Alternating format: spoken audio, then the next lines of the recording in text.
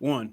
Hi, everyone. Welcome back on the show. It promises to be a special show. Thank you to our viewers for always joining us, always supporting us. And today's show, of course, I have Pizu in the building, Pius, Imamude, but I like to call him Pizu. How's it going, Pizu? Yeah, good. I'm feeling good, ready to go. Another exciting weekend of football. EPL. I can't wait to get into it, man. Very Awesome, soon. awesome. Awesome. And today we have a very special guest. A little bit of backstory to this one. Is a big Arsenal fan. I posted a video talking about Kai Havertz by my boy with my boy Footy Sessions. And we had a bit of things to say about Kai Havertz. And he also commented and we're like, oh, why don't you come on the show and let us know, what you think? And as we get into the show, we'll also talk about Havertz's influence in today's game, obviously. But welcome, Salone Dev. Thank you so much for being on the show today. How's it going? I'm going good, but buzzing. But thanks for having me, man. I'm buzzing. Yeah, absolutely. Yeah, so let's get right into it, man. After 12, we're just talking off camera. After 12 games, it's been a long time coming. Does this feel like, finally it's tipping towards Arsenal? Does it feel like the big win that you guys have been looking for? It wasn't a draw, it was a win, Yeah. against City. So how does that make you feel? How does that make you feel as a Gunners fan? As a fan, the bragging right or having been made fun of all the time, like we're gonna lose to City. So like getting the monkey off our back, that was a good one because it felt good because we came prepared well, and I'm really happy how the boys kind of held it together. We didn't play particularly well, we didn't dominate them like you think Arsenal of old, but the fact that we're able to like stick with them, we kind of held them together. When you have a team with what's his name now, Haaland in team, man, you always on pins and needles, looking like just one chance, So Yeah. I'm very happy how the boys performed today. We were very solid, My boy Patty came in, did his thing, So like, and definitely Martinelli for taking that goal, People will say, "Oh, it's a deflected goal," but hey, a goal is a goal, man. As Yeah, soon as, yeah, absolutely, absolutely. and Let me take your mind back to when you obviously the video now that kind of went viral. When when you saw that video about Kai Havertz and signing Kai Havertz as an Arsenal fan, what did you think? The first moment you heard the name Kai Havertz is being linked to your team, what did you think? I didn't like it. I didn't like it, because of course we've seen him in Chelsea, right? How he plays for the past season. He was not in top of his game, right? And besides, a Chelsea fan, a Chelsea player coming to Arsenal. Remember, William came, you Yeah, know, even David Luiz came too. So like, and they came, they did their thing, but they were not like exciting and they didn't add quality that we were looking for. So it was always like pins and needles. But the only thing I had faith in, right? I always say it's hard to see a bad German player. I always say that. You had to see a bad German player. So like in my mind, when he came in, people are giving him stakes.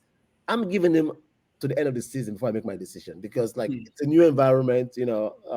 People think like just because he's Kai Havertz and he's an international, he should just pick up and go. No, it's a new environment. He has to settle in. So like I'm giving him to the end of the year before I really give my opinion on him. But so yeah, that's how I felt about him. But so far, he's grinding. I wouldn't say he's impressed me. I'll be honest, but he's grinding. He's coming there. He works hard. Confidence will slowly creep in, and then we'll see the German player that he's supposed to be. That's my hope. I hear that. I hear that. Then let me bring Pizu in. So Pizu, as a neutral, obviously a Liverpool fan, Oh, both of us were saying that we wanted a draw for that game, especially for your title ambitions. So how did that game make you feel? Watching on as a Liverpool fan. Well, watching on as a Liverpool fan, to be honest, let me just say it now. I'm kind of jealous of Arsenal. I think Arsenal's team is complete. I just think let me just talk it. I just think for Liverpool, right, mhm. we're missing that number six kind of player, that Declan Rice kind of player in our team. Oh, I think that is the missing piece of our team that is missing. That is why I think we might fall short this season to maybe Arsenal or City. But Arsenal, good one for them. Thomas Partey coming back, Gabriel Martinelli. Gabriel Martinelli is one player, honestly, someone I love so much. There was a time where the first game I saw Gabriel Martinelli was Liverpool Arsenal some seasons ago in the Carabao Cup. Okay. I think that game ended 4-4 in regulation time, and then we won on penalties. But there's something Klopp said after the game. He said Gabriel Martinelli is the talent of the century. The guy is, anytime he comes onto the pitch, pace, direct, as in, you saw him when he entered into the day, putting fear in the hearts of the So right now, I just think that, wow, everything is just looking good for us now. Like I mentioned last week, I said City is not the team they were last year or 2 years ago. So I think City dropping off and Arsenal coming on strong, it just might be Arsenal's time. It just pains me to say. I just wish something can also. What I'm just thinking is maybe Liverpool can just in January get a good Declan Rice kind of player. I know we bought Endo, but Endo it's kind of struggling. But if you can just get someone that will fit, maybe. But I don't know. Our defense is still suspect as well. So Arsenal still looking good, man. Still looking good. I'm kind of leaning towards them winning it this time. Yeah. We're going to put you on the spot now, Salone Dev. The victory you've been waiting for, finally getting that victory against, they're your rivals, like they're your closest rivals right now. Yeah. Do you think it's time? It's time, like it's finally time, like, Arsenal are crowned champions. Are you guys favorites now? No, I won't say we're favorite though. I won't say we're favorite because just like what my man just said, we are one player away to be really bullish and confident. And I think we need a proper number 9. We need someone because, like, I think that's the missing piece for Arsenal right now, right? We need somebody in that middle who can just score goals. Eddie, he's a good kid coming through. No, I don't think he's a real deal. Jesus, I think he's very good too, but he doesn't like playing in the center of the attack. He always likes to drift, and he adds to us, but I don't think he's the kind of player who's going to give us 20 or more goals because we need the goals, right? We need the goals. And right now is Saka and Martinelli, who are providing the goal, but we just need one player to come in, and then we will be really bullish. What, this season, we're going for it. Because if you look at our team, my man says, it's complete in the sense that, right, defense, we're very organized. We have good players who can hold that defense together. Our middle, we're spoiled for option in a way because you have Partey, you have Rice, even Jorginho. Because people think he's so, but Jorginho can pick a pass. I don't care what people say. He can pick a pass. He can pick a pass. The attack is where we're just a little bit tweak, and then I'll come here and say, you know what, my friend, we're winning. We're winning this. But right now, I cannot put my neck on the line right now. I cannot put my neck on the line. Is that player even Tony? Is that striker you're looking for? Is that him? Yes, right now. Yes, yes. And people have been saying that, when we started that, we need to go get Ivan Tony. Even though I'm very skeptical that Bromo to sell, I don't know, because that is their prize possession, right?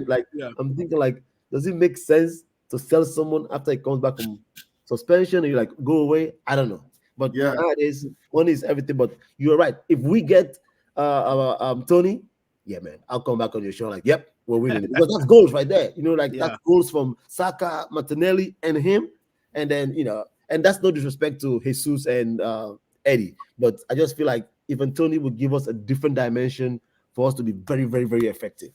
Yeah. Yes. Sorry, Adams, let me just chip in as well for the Ivan Tony debate. So I saw a video where some Brentford fans were saying it to be foolish for them to sell Ivan Tony in January.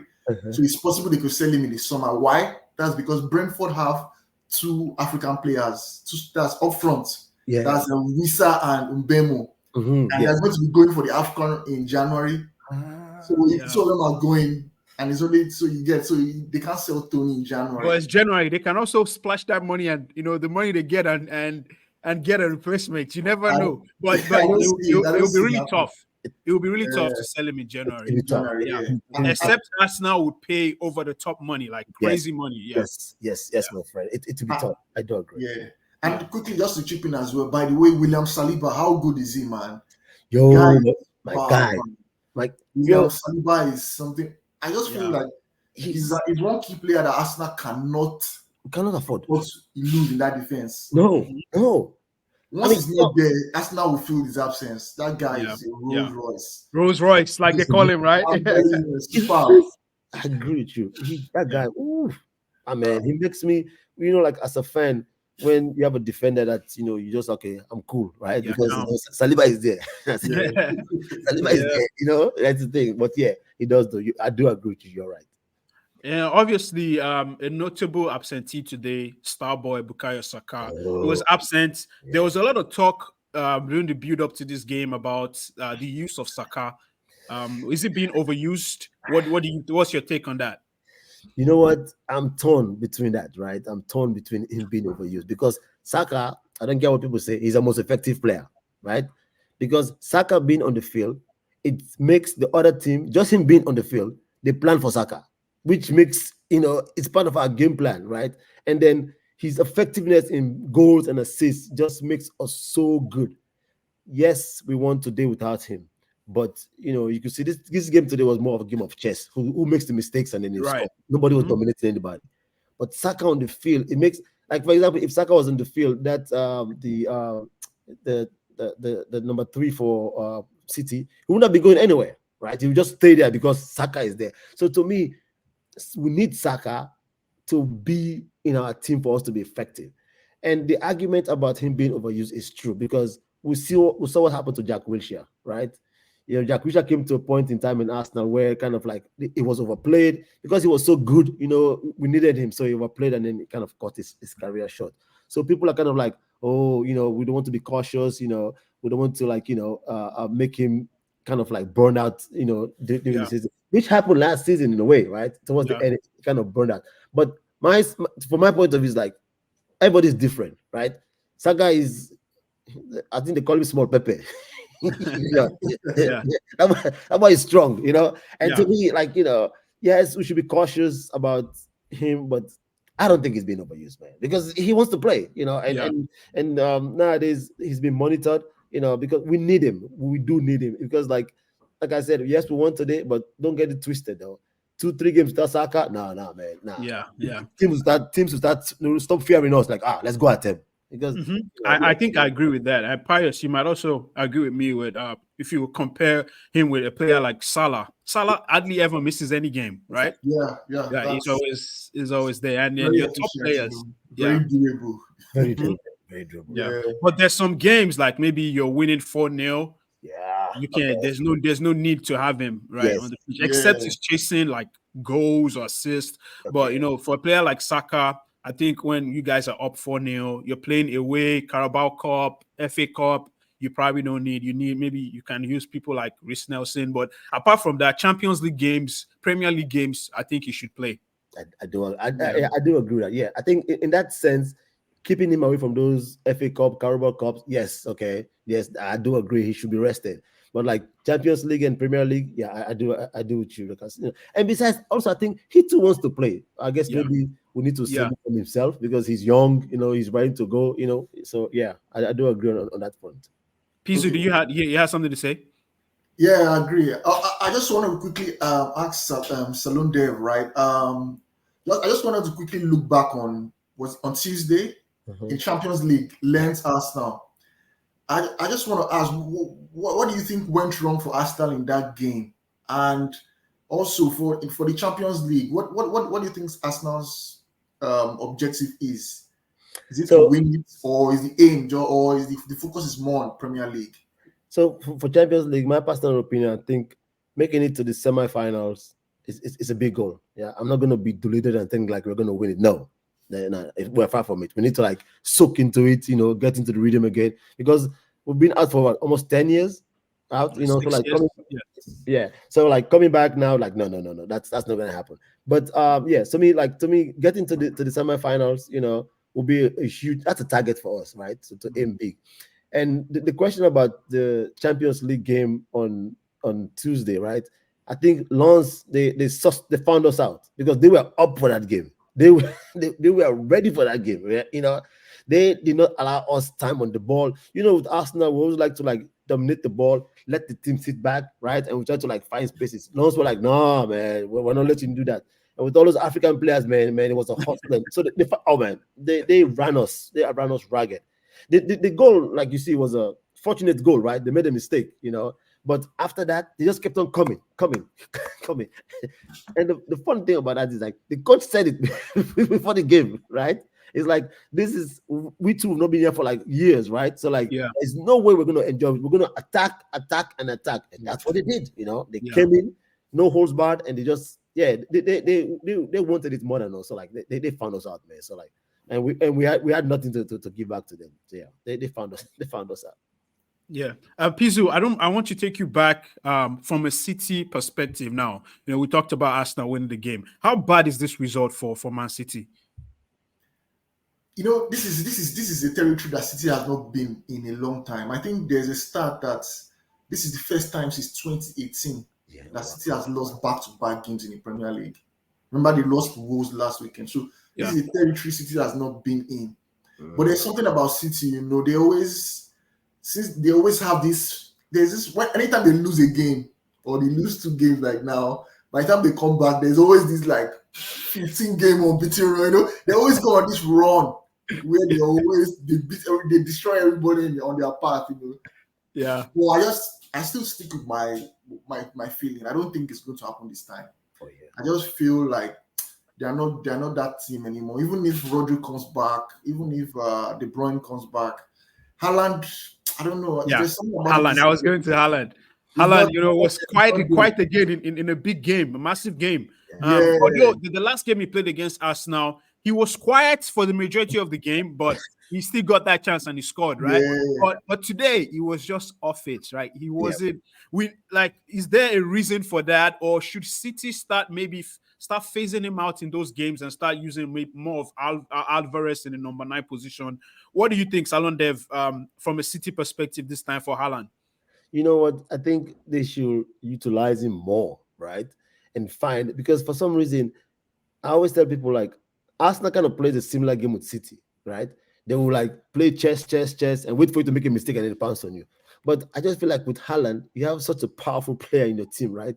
I think they should find him more and make him part of their focal point. But of course, Guardiola has his own way of doing things, right? He wants to play as a team and not as an individual.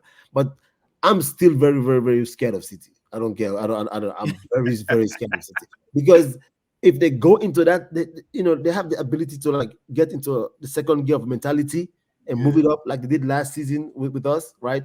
And then they just become more ruthless and focused. So to me, like this is just a blip for them. Like for us Arsenal fans, it's a big win, right? It's a big psychological boost for the team. We can believe more. But for City, they're gonna dust it off and then they're gonna come back. We'll go again, right? Yeah.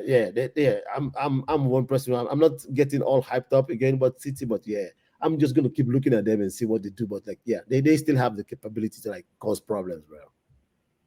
Pizu, is this where January should City? Do they need to reinforce anywhere, or you think they look okay, or there's just maybe they need to add somebody in the market, or you think this team can do the business for them? I don't think they really need to add anybody from my point of view, right? Yeah. They bought this guy. I think was on deadline day from Wolves, Matheus Nunes. But is he quite City quality though? He's been okay, but that midfield, I feel like that's the area where I'm looking at their midfield. I looked at their midfield today. I'm like, okay, more work. It's not. No, they're great players. Don't get me wrong. They walk into any team and start. They might obviously come into my team. So I just think that Matheus Nunes guy that's coming I just feel that he needs to City needs to find a way to bring him more into the game. He's a very good player, but that guy, I don't know if you have watched him very well. He's a very decent player. I think he's someone that Guardiola needs to find a way to bring him more into games. And I think because if you remember, City has lost Gundogan. Yeah. Remember Gundogan, he has that winning goal effect. He will just when Haaland or Alvarez are not, he will just pop in and score that winning goal. But he's no longer there. So I'm thinking, can Matheus Nunes be that player? That's another big question. If not, then maybe they might need to go and spend in January. But I'm not sure. I just feel if De Bruyne comes back, Rodri is back, and if Nunes starts firing, they might just be fine. So we'll just see how it goes. I don't think they really, but to answer your question, I don't think they need to dip into the market in January.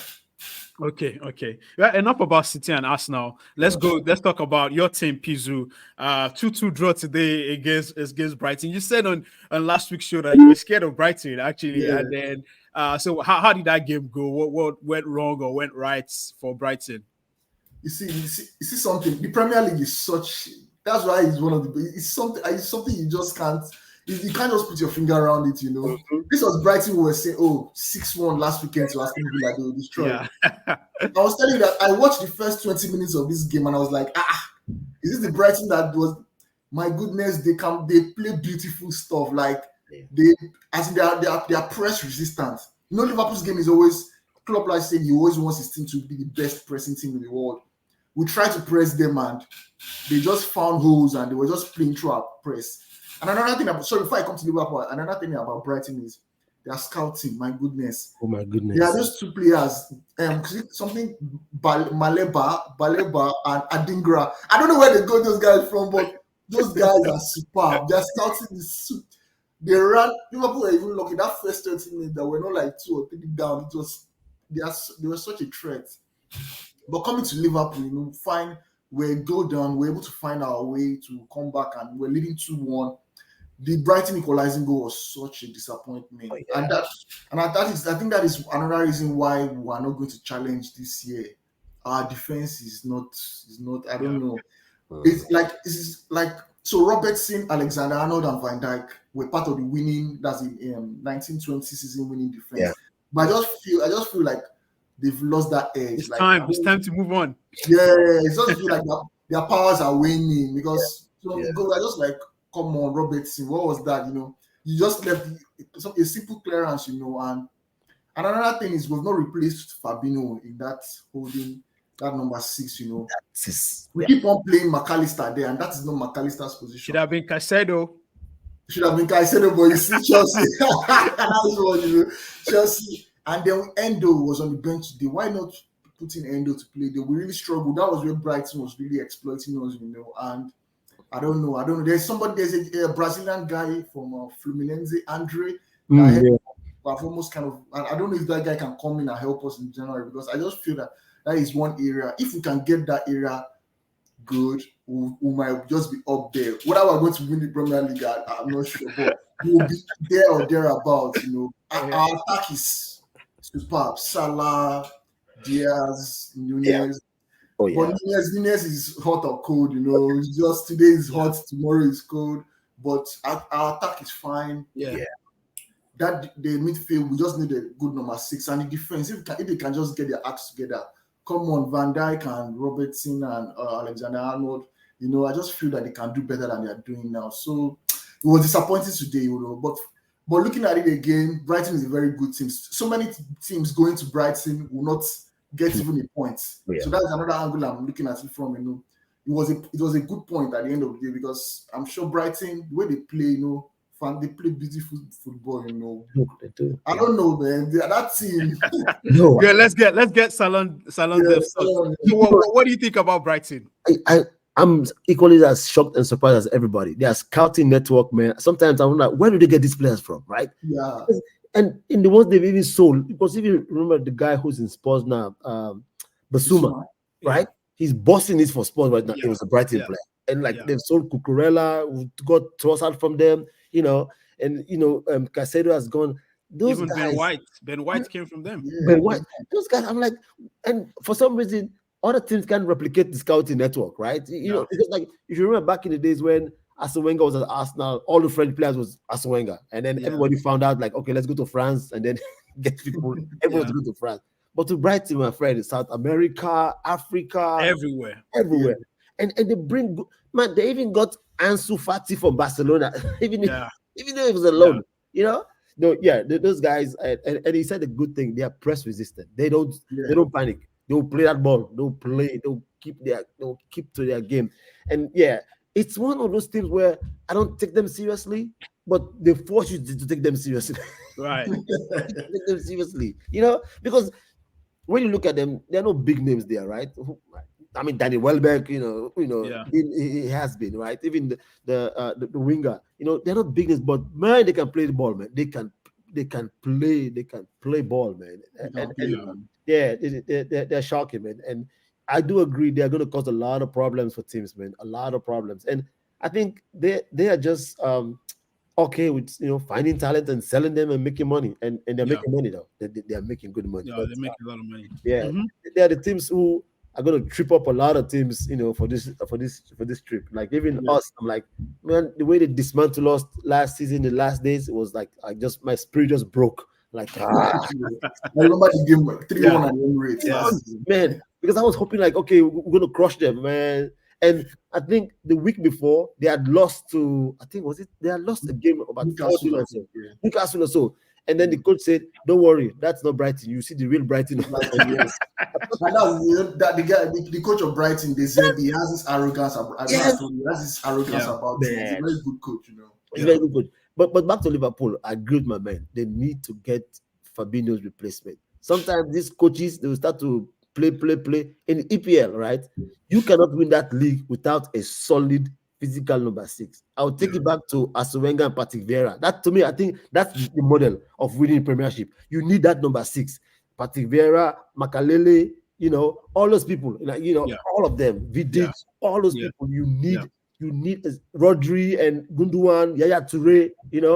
all Yeah. those people. You need a number 6. So like, I don't know why Liverpool are playing fancy with McAllister is a good player, but you need that physically imposing number 6 like Fabinho who was there to control for you. That's Yeah. why Arsenal when we got Partey are like, thank God, we are good. Yeah. We have Partey, because you need that. There's no way you can circumvent that number 6. They are very important in the EPL because it comes to a point where you need that physicality to like drive you forward, and it's important. So like Liverpool, you guys should hurry up and if you want to like continue. Yeah, I told Pizu this beginning of this. I don't think Liverpool will be there challenging for the title, honestly, because I feel like the defense, like you said, in number 6 to protect the defense is even more evident because Liverpool's defense is really suspect. If you guys had a good defense, even then, like it will be just close. But now without a good defense, it's even more open, right? And yeah, so let's talk about your London neighbors, Spurs, right? They're up there, top of the league. But should we start taking them seriously, or is it?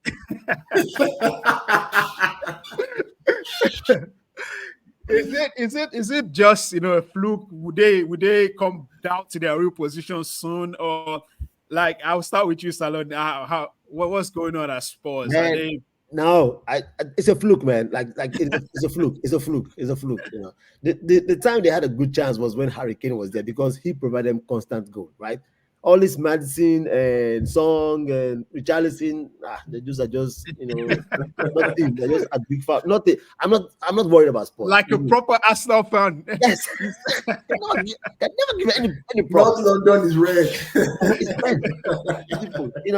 But I won't lie though. Like Busuma, man, he's doing his thing. I look at him like, man, he's finally, really playing because he bosses the game, But other than that, man, they're an error in the way, man. It's gonna flop, come, sometime. Right now, Madison is jumping up and down, doing all this shakara and all kind of things, I come sometime to fall off, man. I'm not worried about it. How about Pizu? How you feeling about Spurs? I know I think you said a lot of things about Edge. How you feeling about them? Yeah, I think I kind of agree with Salone a bit. So I don't think it's a fluke that they are where they are now. They're a decent team. I think the coach is a good coach as well. He has got them playing in a certain way. I just feel like where I agree with Salone is they don't have that number 9 that can, Richarlison is not the one. He's not him. Richarlison is not the one. I mean, I just feel like at some point they are going to falter away. Like in terms of that attacking, that finishing, there will be games that they will struggle to score. Even this game against Luton yesterday, they were just, they were just lucky. Luton did not take their chances. Luton really gave them a good game, but I just feel like they don't have enough.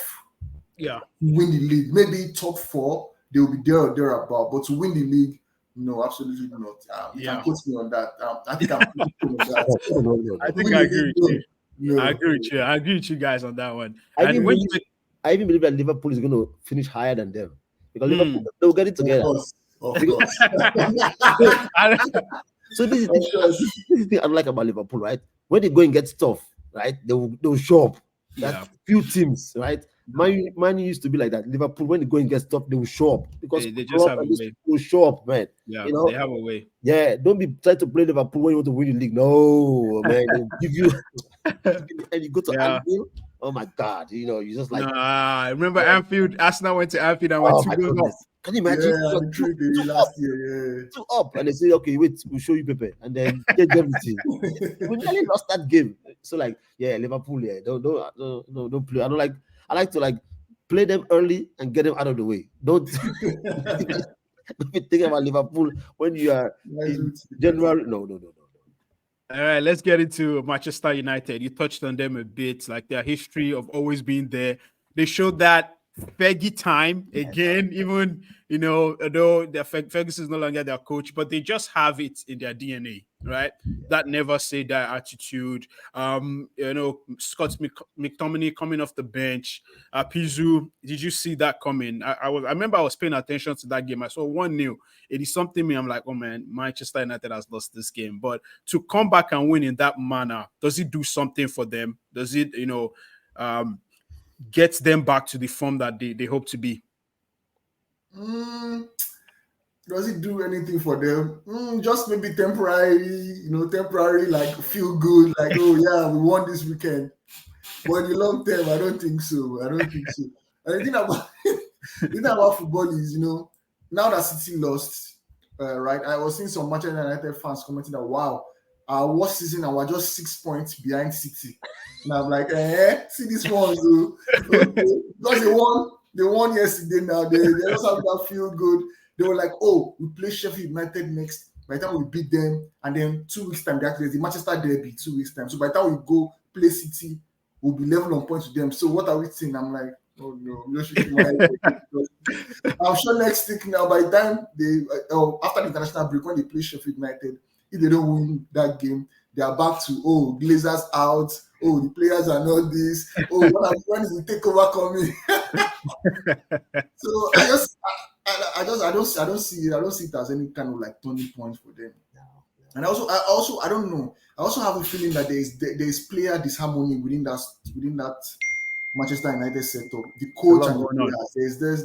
There's something going on there, they're not kind of like there's an issue there. So that's another issue that is kind of hampering them as well. But for Scott McTominay, I don't know. For someone that they said the guy was the striker in his youth days, I think maybe they could start playing him up front. I've been seeing comment that it was Jose Mourinho that converted him to a defensive midfielder. Like, the guy has for Scotland. Yeah, right? Yes, Scotland's top goal scorer in their qualifying. Yeah. They beat Spain 2-0. Yeah, some weeks ago, and Scott McTominay scored the 2 goals. So I think they should put him up for. But in terms of your question, I think they'll be by the time the national break, by the time they lose the game again, we're back to Glazers out. We need new owners. So Salone Dev, another costly error, almost costly because they won. Almost cost an error from Onana, the new goalie for Manchester United. I know you guys also have your goalkeeping situation, but where are you on that goalkeeping debate? Should they have kept De Gea, or does Onana just need a little bit more time? What exactly is going wrong with him making all those mistakes? Yo, man, as an African brother, I feel for that man, I feel for him, like, man, because he came in with so much confidence, right? The errors, like, and of course, we the other fans were like, don't worry, this is the EPL. We'll start lobbing him coming out of his goal. So, like, I feel bad for him, but I felt they should have kept De Gea. I don't like the way they treated him. Of course, I'm not a Man U fan, but that dude kind of held those guys for a long period of time. So, like, kicking him out like that and saying, want Onana, sometimes these decisions, I don't know if it's fan led, but definitely De Gea should have been around because like he gives them, even this period of time when we are going through their bad spell, like messing up. There were games where that guy would keep them in the game, right? Would keep them in the game, save goals without hands, feet, and everything. So for me personally, I don't think they should have gotten rid of him. With Onana right now, it's sad to say, but he just needs time, right? He needs time. And sometimes I just feel like Man U fans should like, lower the expectations. Like I don't know why they think that, he's gonna come in and then all of a sudden things are gonna change. Like my friend said, like they're not gonna go anywhere. Maybe a Carabao Cup or but like for the EPL, no, that team, it's not gonna happen. And I do agree with also with him. There seems to be some kind of player, disunity among themselves, right? Because you see flashes here and there about who Yeah. wants to play and who can make an impact, but like they need to get it together. They need time, to like really really discover themselves and kind of like identify what they want to do. But I Mhm. think there's that disconnection of like past glory still hanging over them, like, yeah, yeah, yeah, we're the big boy. No, no, no, no, no. That era is gone. They need to like cut it off and then start afresh and then go where they need to go. But yeah, Yeah, yeah. yeah, that era I is gone. agree. I agree with you. I still think though that Onana long term can prove to be Oh yeah. like the better decision.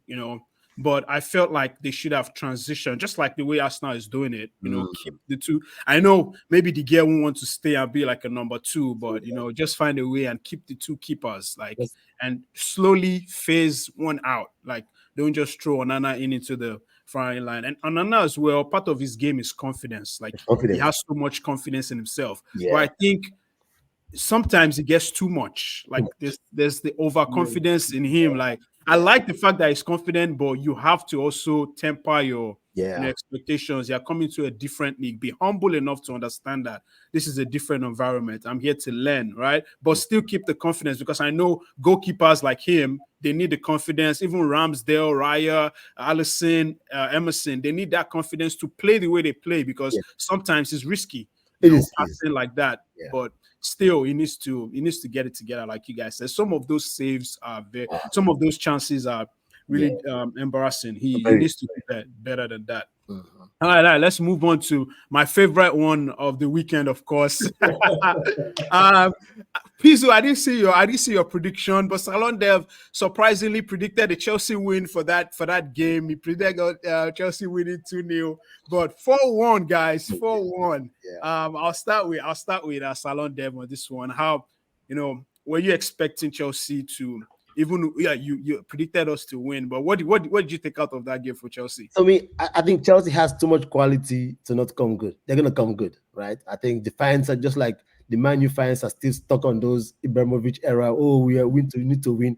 But Chelsea is gonna come good. Anybody who tells you Chelsea is gonna come good, they're gonna come good because they have quality players, right? They have good players, right? So like I always feel like it's just a matter of time, right? For people to like start, coming through, And of course, Poch is not a rookie coach. He knows what he's doing. You know, what you guys need to do is just give him time so that he will bring things together. Chelsea, it's like, it's one team that come the second half of the season, you know, they're gonna come through because player like Modric, that guy is not a bad player. That guy is a very good player. He's a very good player. And I always say the whole hoopla around the money's paid for him and how he came in, kind of like, you see him right now, he's not that confident of how he is, right? How he was Yeah. before when he used to play.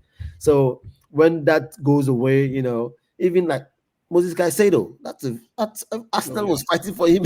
you know, that guy is not automatically going to be bad.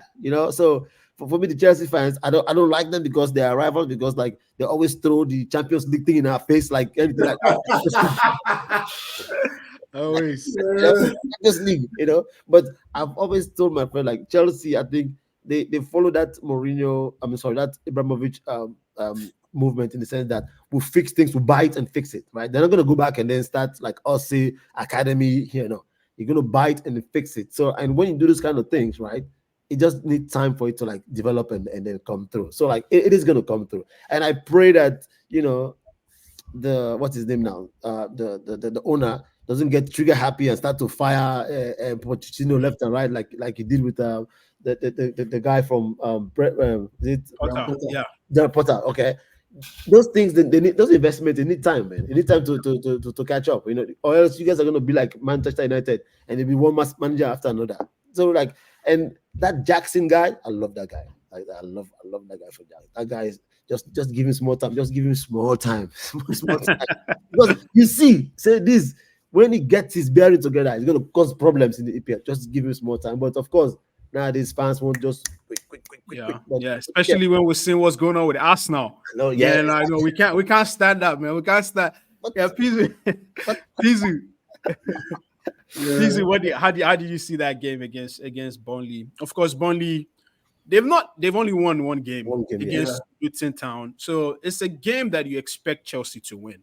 Yeah. But a lot of times when you expect in the recent results, when you've expected Chelsea to win, they've not done the business, but able to get 4 goals against Burnley. What does that say to you? Yeah, it says to me that Chelsea's back. No. But just like Salone just said, Chelsea has a good crop of players, for them to be doing, for them to be where they are. I think they're going to finally start coming good, and what the time to start coming good, because their next set of fixtures are very interesting. As a Chelsea fan, already. So we're facing Arsenal next. Yes. Yeah, we'll get to that shortly, but the crop of players that they have there, especially that midfield, I love things. Enzo Fernandez, Caicedo. That midfield is super. But I don't even know, Romeo Lavia has not yet played yet. Nkunku hasn't played. Funny enough, I was just seeing, I was like, Christopher Nkunku. I've forgotten that he's running at Chelsea. That's another fantastic striker, Yeah. So I'm just like, wow. I'm even, in a way, as a Liverpool fan, I'm even worried. I'm like, wow, Chelsea's knocking at the door. They're coming up. Any consecutive loss for any of those teams around 5th, 4th, 5th, and then Chelsea is going to be there. So Chelsea fans, I think, can start, getting excited.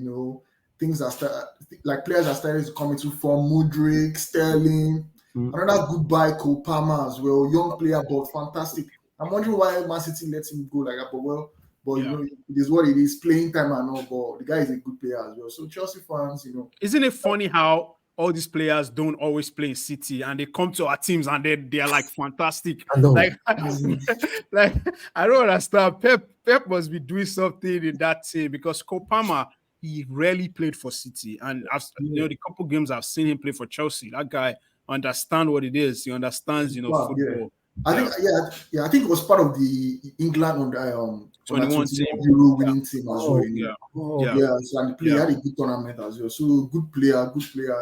Chelsea fans start getting excited. Pochettino is also a very good coach, Yes. I think Chelsea is not in Europe, so I'm just thinking, will Pochettino be looking at those domestic cups, the Carabao Cup, the FA Cup? Chelsea have a good draw against Blackburn Rovers, which I'm sure Chelsea should be winning. And after that, you're looking at the quarterfinals. So will Chelsea be targeting one of those domestic cups as well? But Chelsea, good. You guys are doing well so far. Arsenal next. Well, I feel like that game, of course, other side of the international break, but it's still come too early for us. But it's Arsenal, right? The boys will be charged up to face Arsenal, and we're having some of key players that are coming back from injury. We had, of course, Armando Broja. So our bench is starting to take shape. We're able to bring Jackson off the bench this weekend, for instance. Mudryk was able to come off the bench before like 2 or 3 games ago. I didn't even know some of the players on the bench. Like, we just had a bunch of academy under 21 players. And like you said, Romeo Lavia, really good. He's still young, but Premier League experience, Premier League quality, comes back on the bench. Reece James. We have a lot of players that are coming back. We are seeing the signs, but I still feel like there's still a lot of things to be done.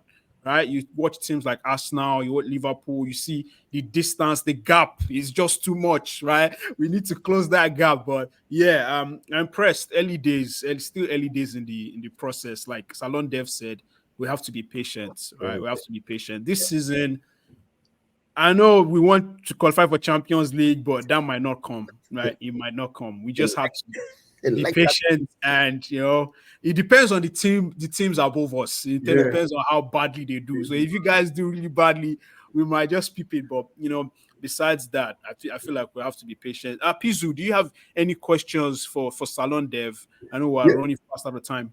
So Salone Dev, so something I do is any of our special guests that come, I always like to test their knowledge on their club with some very funny, awkward questions about their club.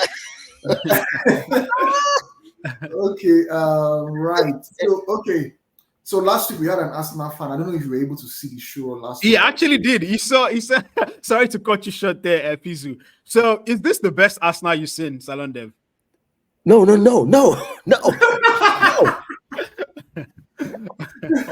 Yeah, Okay. I saw that guy. I'm like, what? No, the invisible is the benchmark.